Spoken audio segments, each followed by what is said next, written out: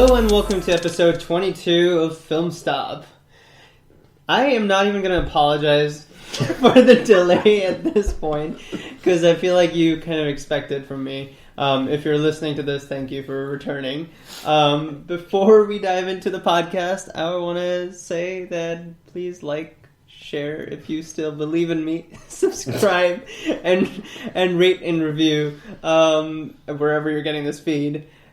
Today is going to be a special episode, and the next couple of episodes are also going to be special. But this one's special because I have the largest crowd I have ever had. I wouldn't say crowd, group. I've ever had for a movie discussion with me, and we're going to talk about Frozen 2. We're going to do a review and discussion, spoiler-free at first and then spoiler-filled. Before we get into any of that, let me introduce our guests. They're all returning guests. Mr. Pat, hey. What's going on, Siraj? Hey, Bo, what's up? So, did anyone ever believe in you? Thanks, Bo. And Claire. Hey, thanks for having me again.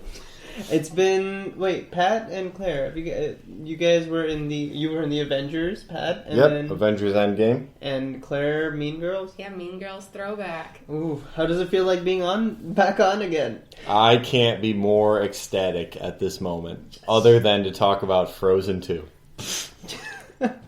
Yes. Yeah, likewise. What's that, Bo?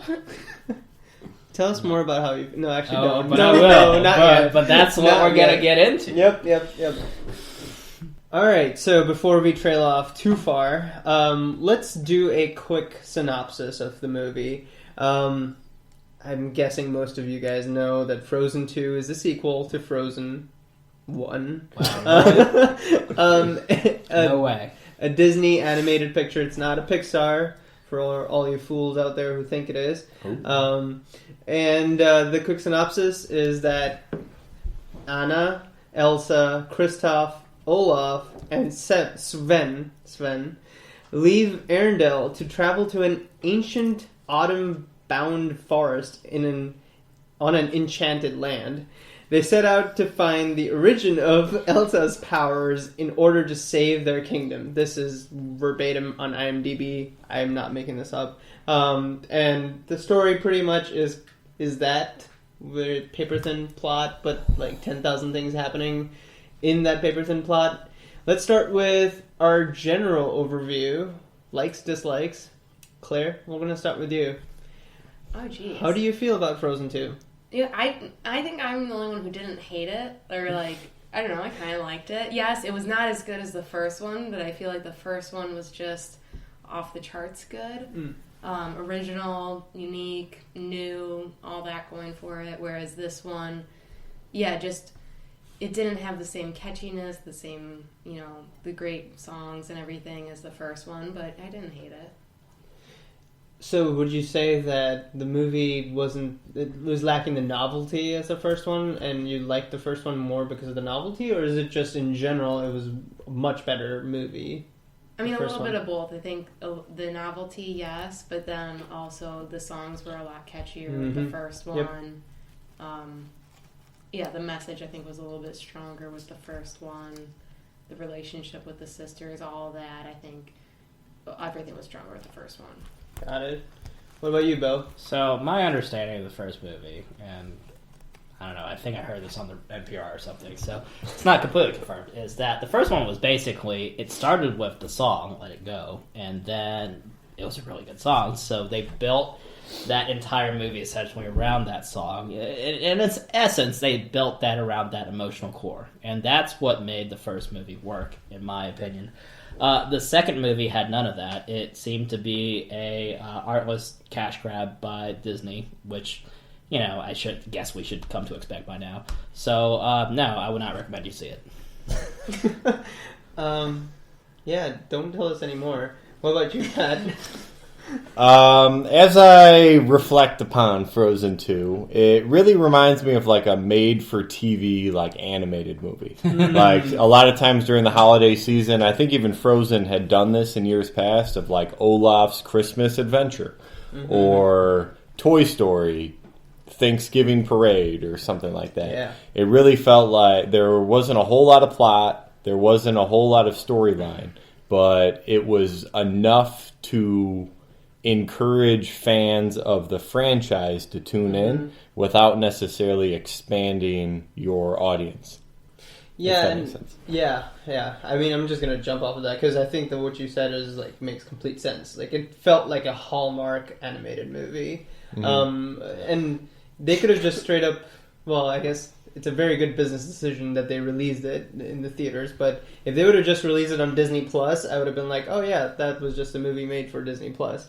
The movie made over $450 million within 5 days, so it kind of hurts me a little bit because an IP franchise movie is making all that money, but it makes sense because it was made for the kids. It's my turn. Yeah. It was made for the kids, and it was one that I think that as a kid, if you go in and watch, you're probably just gonna love it as much, and you might have another annoying song as a parent on your hand to be listening to your kid try to sing, which is that Into the Unknown. I feel like cueing Pat because he's been singing that song. What were you going to say, Bo? Well, and, to be clear, I'm not knocking it because it's a part of an IP, but rather that it's, like, you can have things that are part of an IP and actually put some effort and some real thought into it, right? I mean, we've all kind of been on this podcast for our opinions of various Avenger movies, and we're like, it was a fun movie. It did well. It did what it was supposed to do, and this one didn't, because you can have the IP and work towards it, or you could have the IP and just like cram garbage into it, and this was more the latter. But okay, can I just say one thing? Yes. So, the four of us went to the movie together. Yes. And yes, I agree it was not the best movie in the world. I agree with what Pat said, that it kind of felt like it was like a made-for-TV movie that just got kind of like put onto primetime. But the four of us, there was lots of laughter. We were laughing. I have written down Olaf here. I think Olaf, for me, was the best part of the movie. Yeah.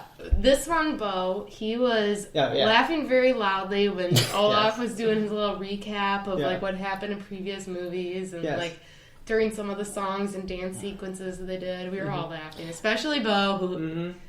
Yeah, okay, fair, but, I'll jump during jump scares, too, but that doesn't mean it was a good movie. No, I think that... Okay, that's a good point, Claire. What are the things that you liked about the movie?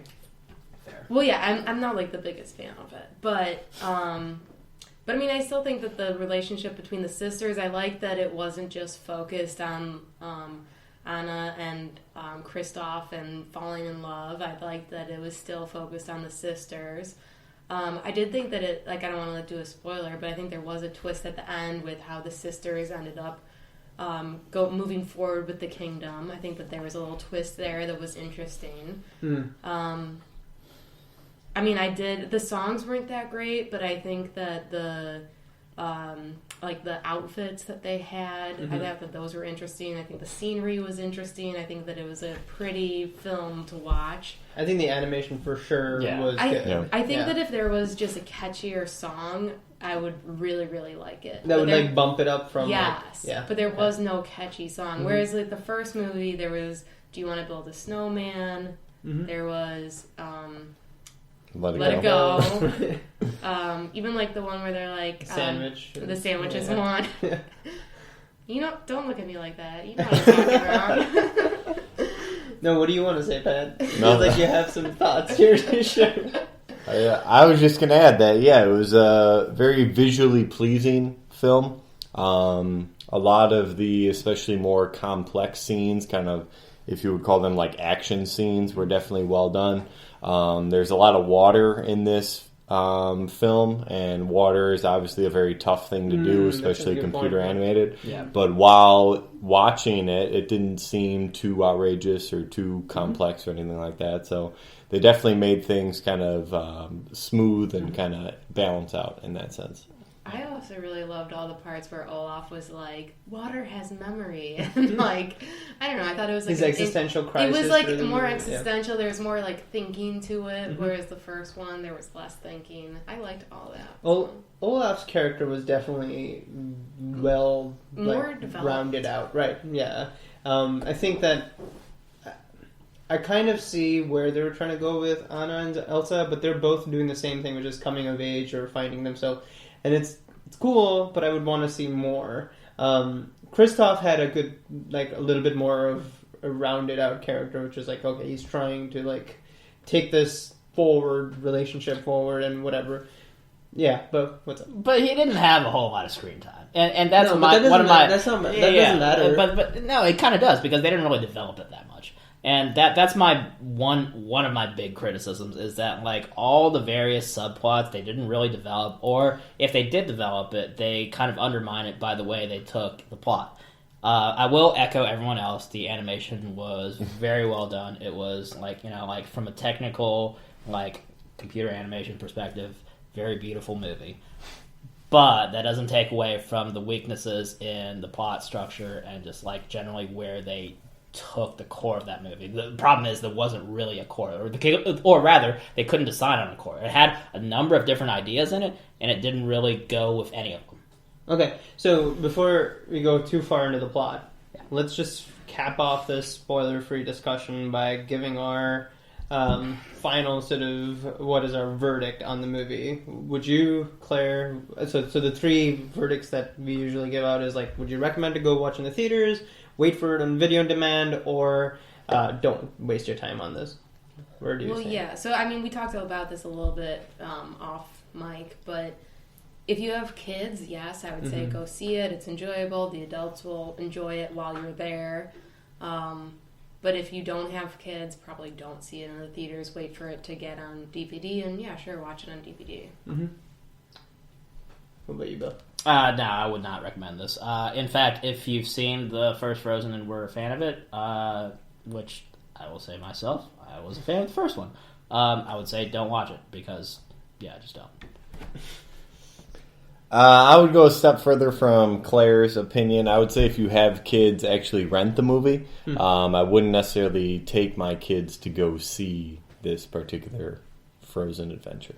Well, if the kids like Frozen 1, I think you might not have much of a choice There is that, just looking at the numbers. But I'm with Claire on this. If you're a parent, you have kids, they like Frozen, you should go for them, I guess, because they're your kids and all. But go see the matinee. matinee. Yeah, but and go to a theater that allows booze, so then you can fall asleep, and then the kids can do their thing, and then it's fine. No, it was definitely not bad. You enjoyed it while we were there.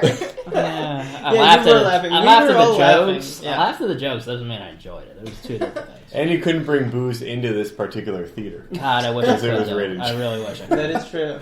But the point is that if you are trying to, this one, if by any luck, kids might not really get too involved in this one and make it their Halloween costume for next year and sing Into the Unknown for the entire year. But who knows? So go at your own risk is what I'm trying to say.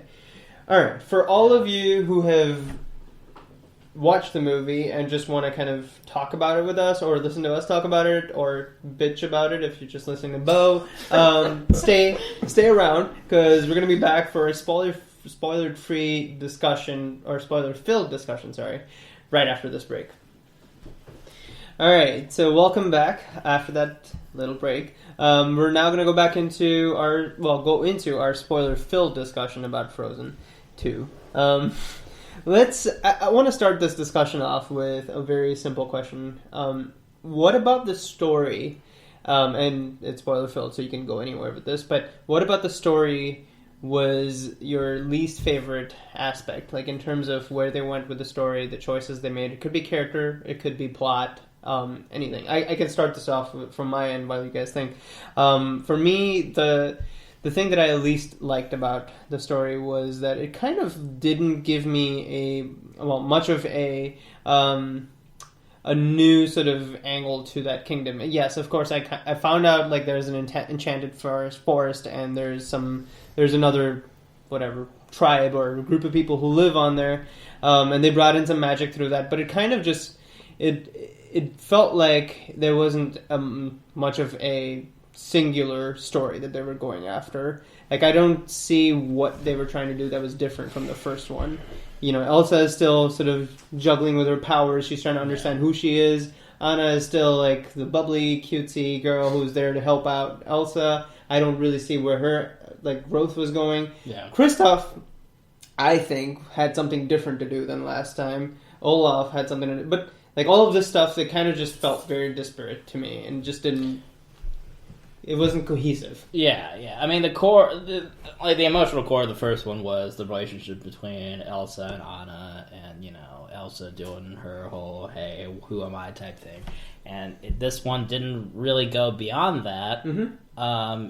It kind of almost didn't even repeat that to a certain extent. I mean, it kind of did, but not really, right? Because, and here's my big problem with this movie, is that so it went into this whole thing about, hey, maybe we weren't the good guys. Arendelle, maybe, like, you know, we were kind of the bad guys. Maybe there's consequences to what we did. Maybe we need to, like, to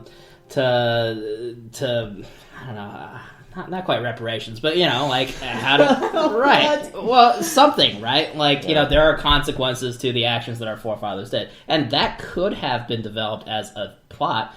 But then at the end, they completely diffused it when Elsa was back and was like, no, I have magic, and it's all good. And that's my problem, is that they didn't go in any real direction, is that they had lots of directions they could have taken it, and they didn't take any of them, really. What about you two guys? Yeah. So, one thing I did like about it, which is kind of like that, like taking what you said and actually looking at the flip side, is that with the first movie... it didn't really have the origin story of why does Elsa have these powers and what's happening. It just kind of was like, she has these powers and what does she do? But then with this one, it actually gave that backstory of like, okay, she has these powers because she's the bridge between the two kingdoms, and her mom had the Arendelle aspect and her dad had the other aspect, and I liked that it kind of explained why she has these powers. And then, like, they had a future together, like, okay, so she's going to rule this kingdom, and Anna's going to rule this other kingdom. So I liked that it kind of did the backstory, and then it showed the future of what's going to happen with the girls. I kind of agree with you, though, but my thing is that was a thread of a plot line that they didn't follow long enough. Like, I don't remember the name, Adamahan or Adam, that river that has the memory. Like, I don't know anything about it. I didn't really understand that. Maybe you guys did, and you can explain to me, but I don't really understand what the significance. Okay, so you tell me that the mother had magic in her, and she passed it. Maybe that's how she got her magic. But I don't quite understand how that. Bo, can you finish pouring your drink? Yes. I'm quite done. Are you done? Okay, yes. Cool. I'm gonna keep that.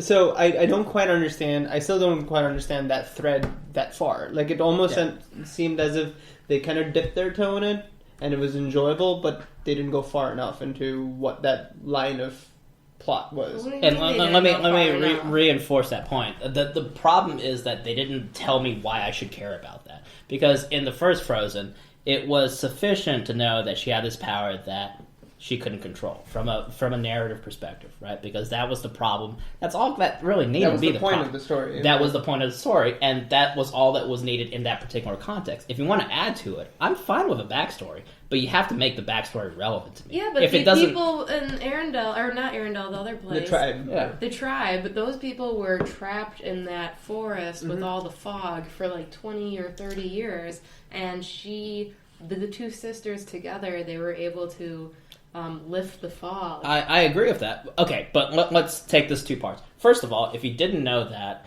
in context of the first Frozen, would it have mattered? Well, yeah, so that's the thing. Like, Probably I not. don't think that this movie stands on its own because they don't really explain some of the background until, like, 45 minutes into the movie when, like, Olaf does his little recap. Yeah. So, which was hilarious and it was a lot of fun, but, like, yeah, it was just kind of weird. Like, the two movies, I felt like they should have done the recap earlier in the movie because otherwise this movie didn't really stand on its own. It was kind of weird. But I have a question for you guys before you say that. So, my question is, do you guys understand the connection between the tribe the mother, or Anna Elsa's mother, and the river, or the memory thing place where Elsa goes, and now all of a sudden she's like the all-knowing Jedi princess, whatever.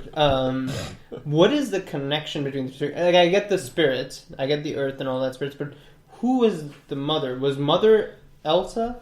Like, the previous Elsa? No. The previous sort of, like, the all-knowing power? Fifth spirit or the whatever. fifth spirit? Yeah. No, I don't think so. I don't think so. I don't think Yeah. the mother had any powers. I think that everyone in that little tribe, they used the magic that was in the forest, but they didn't have magic themselves. I think we might be thinking a little too hard about this.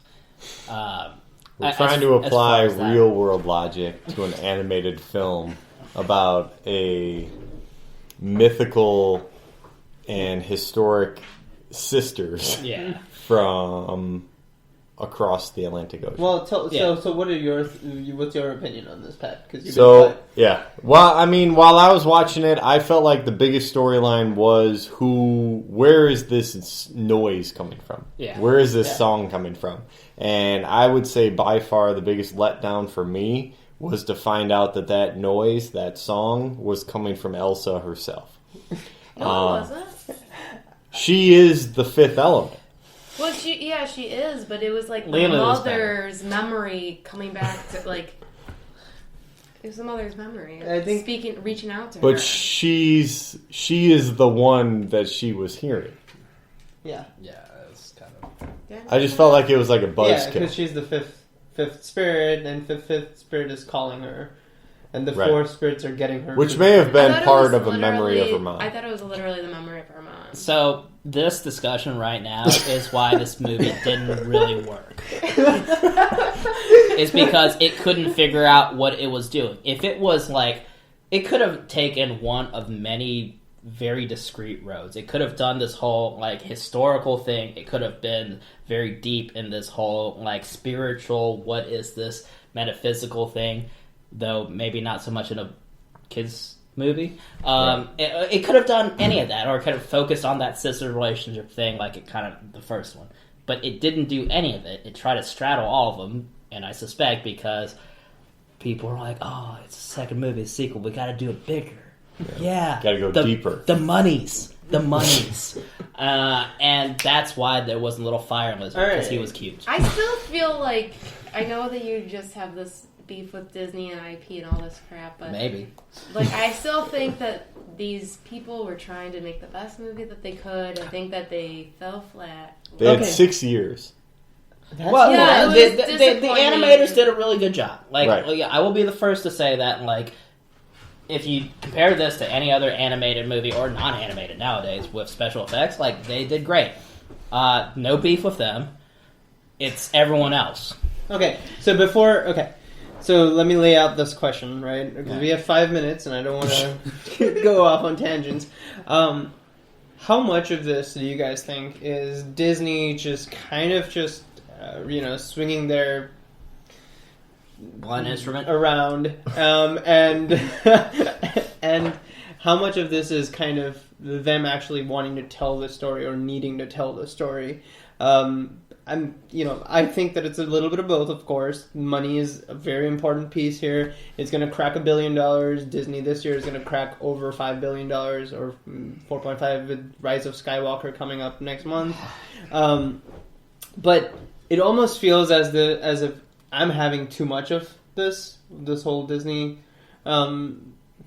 IP franchise stories, kind of just rehashing stuff. What do you guys think about this on a high level? I don't know if anyone asked for this movie. I think little kids did, yeah. But they didn't ask for this movie. They wanted more Frozen. Right. Which I think is what this movie is. Like what Bo was kind of alluding to, is we had a new lizard, we have a water horse, we have the earth monsters. Those are 3 new characters that can be turned into plush animals and sold. Yeah. We have an entire new kind of Elsa people. Elsa has a new hairdo. We have Elsa with a new hairdo and Very a new dress. important. Yes. But we have an entirely new people who can be new Halloween costumes. Mm-hmm. So it expanded the Frozen cinematic universe. But Oh, I God. don't necessarily. But I don't necessarily think it was something that was 100% necessary or done kind of with the right direction. I mean, Yeah, I was sorry I had to cut you off, but yeah, no, it was a cash grab. Straight and simple. There was no, like, I go back to the first Frozen, right? It was centered around pretty much one idea. I mean, you could call it two, but it was very clear what it was about. And that's why I really like that movie. This one, no, it didn't know what the f- it wanted to be. You can bleep that out. And that's the issue, is that it was pure and simple. How can we make the most money off of this by inserting as many things as we can into it? It was very disappointing. What about you? Okay, so I liked the origin story. It filled in a lot of blanks from the first movie, and like the first movie, I didn't walk away being like, "Oh, what? Why does she have these powers?" But with the second movie, so yeah, I wasn't asking for it, but with the second movie, it answered that question. And I was like, "Oh, that's interesting," and I liked a lot of the other thoughts that it provoked with the whole water has memory and, you know, the past and why did the parents die. More of these origin stories of like what really was going on in this world that I liked, but more with world building, more like adding on to the world than really like adding on to a story.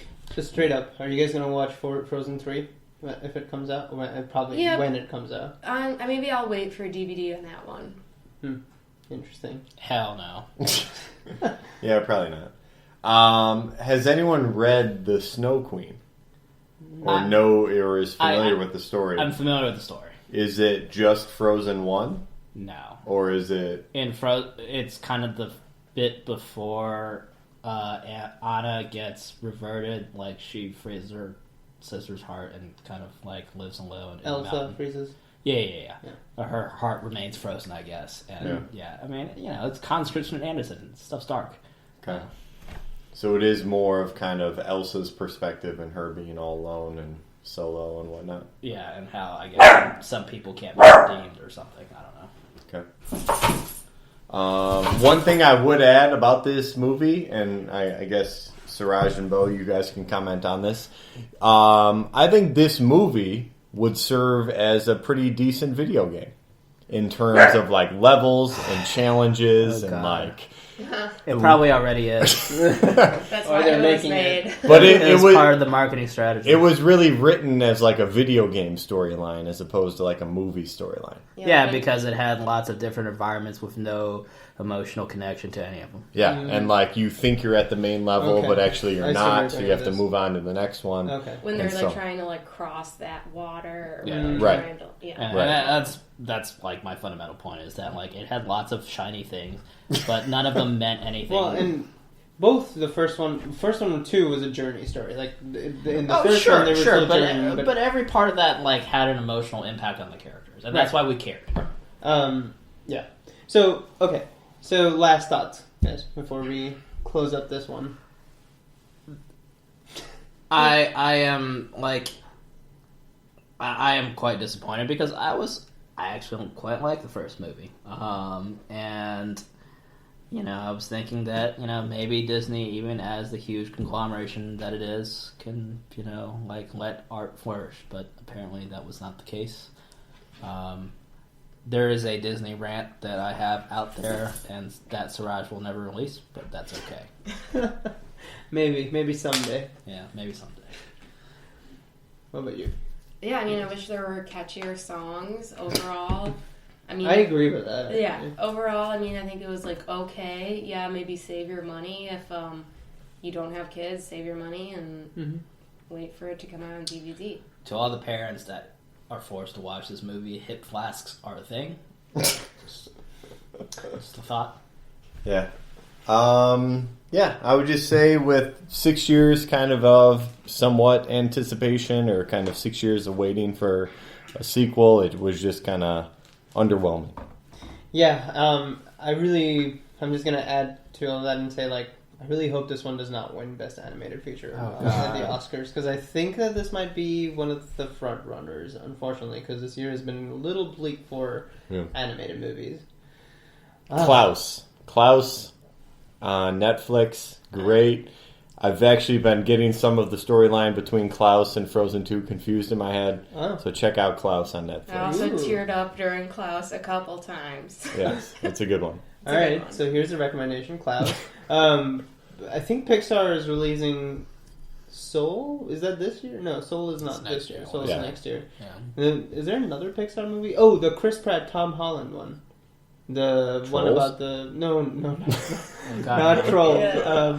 The one that is about like the father, like half of the dad returning. Oh, yeah. Oh, that looks interesting. Yeah, That but that's does look Pixar. Is that Pixar? That's Pixar, Could I be. believe. Okay. Well, I don't know if that's this year or not. But anyways, we're at the end of this episode, guys. Thank you so much for being here. Hopefully you guys can return for the next one. And all you listeners out there, thank you for returning.